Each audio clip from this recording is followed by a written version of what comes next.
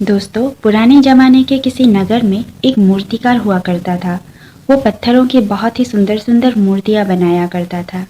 एक बार क्या हुआ कि उस नगर के राजा ने नगर में एक नया मंदिर बनवाने का आदेश दिया। उस राजा को अपने नगर की उस मूर्तिकार के बारे में पहले से ही पता था, इसीलिए भगवान की मूर्ति बनाने का काम उसी को मिलता है। अब वो मूर्तिकार भगवान की मूर्ति बनाने के लिए जंगल से दो बड़े बड़े पत्थर ले आता है और अपना काम शुरू करता है।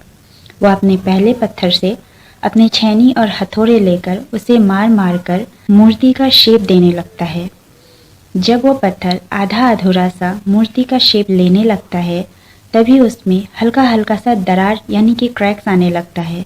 फिर थोड़ी देर बाद वो टूटकर बिखर जाता है। अब मूर्तिकार को बड़ा ही दुख होता है। फिर भी वो उन पत्थरों को बटोर कर एक बस्ते में रख देता है। अब वो अपना दूसरा पत्थर लेता है और फिर से अपना काम शुरू करता है। वो अपनी छेनी और हथौड़े से उस पत्थर को मार मार कर बहुत ही सुंदर सा एक मूर्ति बना देता है। फिर वो उस मूर्ति को लेकर मंदिर बनने वाली जगह पर चला जाता है और साथ ही उन टूटे हुए पत्थरों को भी अपने साथ ले जाता है। मूर्तिकार उन टूटे हुए पत्थरों को उन कारीगरों के हाथों में दे देता है जो मंदिर बना रहे थे। अब कारीगरों ने सोचा कि मंदिर तो लगभग बन ही चुका है, अब वो उन पत्थरों को कहाँ लगाए। फिर उन्होंने सोचा कि इन पत्थरों को हम मंदिर की सीढ़ियों में लगा देते हैं। अब वो मंदिर बन चुका था। लोग वहाँ पर भगवान के दर्शन के लिए आने जाने लगे। लोगों की भीड़ होने लगी। एक दिन सीढ़ी में लगा हुआ जो पत्थर था वो रोने लगता है। तब भगवान की जगह जो मूर्ति वाला पत्थर था, उसने उससे पूछा कि मेरे दोस्त, तुम क्यों रो रहे हो। तो उसने बोला कि तुम मेरे दर्द को कैसे समझोगे, तुम तो मेरी जगह नहीं हो। एक दिन में यहाँ हजारों लोग आते हैं सिर्फ तुम्हें देखने के लिए। तुम्हारी पूजा करते, फूल चढ़ाते, अगरबत्ती जलाकर, हाथ जोड़कर तुम्हारे सामने अपना माथा टेकते हैं, लेकिन ये सब करने के लिए वे मेरे ऊपर से जाते हैं, मुझे कुचल कर जाते हैं।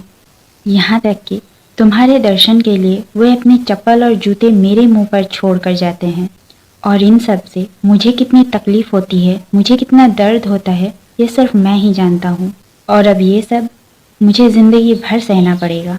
तब उस मूर्ति वाले पत्थर ने जवाब दिया कि मैं तुम्हारी तकलीफ समझ सकता हूँ, लेकिन आज तुम जिस हालत में हो उसका कारण भी तुम खुद ही हो। तुम्हें याद होगा जब वो मूर्तिकार तुम्हें मूर्ति का आकार दे रहा था, तब तुमने अपने आप को मजबूत नहीं बनाया, उसके हथौड़े के दर्द को सह नहीं सके और तुम टूटकर बिखर गए। लेकिन मैंने उसके दिए हुए हर मार को, हर दर्द को बर्दाश्त किया, हर मार को सहा, अपने आप को मजबूत बनाए रखा। इसीलिए आज मैं यहाँ हूँ। उस दिन तुम उस मूर्तिकार के दिए हुए सिर्फ कुछ दिनों के मार से टूटने के बजाय उस मार को सह लिया होता, उस दर्द को बर्दाश्त कर लिया होता, तो शायद आज तुम भी मेरे साथ यहाँ होते और लोग तुम्हारी भी पूजा करते। तो दोस्तों, इस स्टोरी से हमें ये मॉरल मिलता है कि जब हम अपनी ज़िंदगी में कुछ करने के लिए आगे बढ़ते हैं तो लोग बहुत ही ज़्यादा बोलने लगते हैं कि तू ये नहीं कर पाएगा, तेरे बस की बात नहीं है। और ये लोग इतने बुरे होते हैं कि अपने साथ साथ आपके रिश्तेदारों को भी इंक्लूड कर लेते हैं।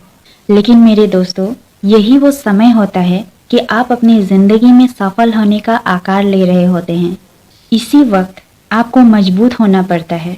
अगर आप इनकी बातों से टूट गए, बिखर गए और अपने काम को अगर रोक दिया, तो यही लोग आपको ज़िंदगी भर ताना मारते रहेंगे। कहेंगे कि देखा कितनी बड़ी बड़ी बातें करते थे कि मैं ये करूँगा वो करूँगा, लेकिन क्या हुआ, कुछ नहीं कर पाया। और यही सब बातें सुन सुनकर आप ज़िंदगी भर दुखी होते रहेंगे। लेकिन अगर आपने उनकी बातों को सह लिया, उनकी बातों को बर्दाश्त कर लिया और अपने काम को कंटिन्यू करते रहे, तो आपको सफल होने से कोई नहीं रोक सकता। देखिए दोस्तों, ये लोग जो बोलते हैं, ये असल में वो उनकी मार होती है, वो चोट होती है जो आपको एक सफलता की मूर्ति का आकार बनाता है। दोस्तों, ये लोग आपको बहुत कुछ कहेंगे, बहुत कुछ सुनाएंगे, आपके बारे में नेगेटिव कमेंट करेंगे, लोगों के बीच आपके बारे में बुरा भला कहेंगे, क्योंकि इन लोगों को नहीं पता कि आपका लक्ष्य क्या है, आपकी ज़िंदगी में आपका सपना क्या है, आपका काम क्या है, आप क्या करने जा रहे हो, आपकी प्लानिंग क्या है। इसीलिए ये लोग उल्टा सीधा बोलते रहते हैं। तो इसे बोलने दो, आप बस अपना काम शुरू करो, अपना काम करते जाओ और देखिएगा जिस दिन आप सफल हो गए, उस दिन यही लोग होंगे जो आपके बारे में अपनी राय बदल देंगे। ये लोग जो होते हैं ना, ऐसे ही होते हैं। कुछ भी ना करो तो भी कहेंगे कि निकम्मा है, खा धा के कोई काम धंधा नहीं है। और कुछ करने लगो तो भी बोलेंगे कि बाप ने कौन सा झंडा गाड़ लिया जो अब बेटा निकल पड़ा है। तो दोस्तों, आप खुद ही सोचिए कि आपको क्या करना है। ऐसे फालतू लोगों की बातें सुनकर अपनी जिंदगी में रुक जाना है या अपने आप को मजबूत बनाकर अपने काम को करते जाना है। फैसला आपका है। तो दोस्तों, आज के लिए बस इतना ही। मैं आपके लिए इस तरह की वीडियोस और भी लाती रहूंगी। अगर आपको मेरा ये वाला वीडियो अच्छा लगा तो प्लीज़ एक लाइक एंड सब्सक्राइब कर दीजिएगा।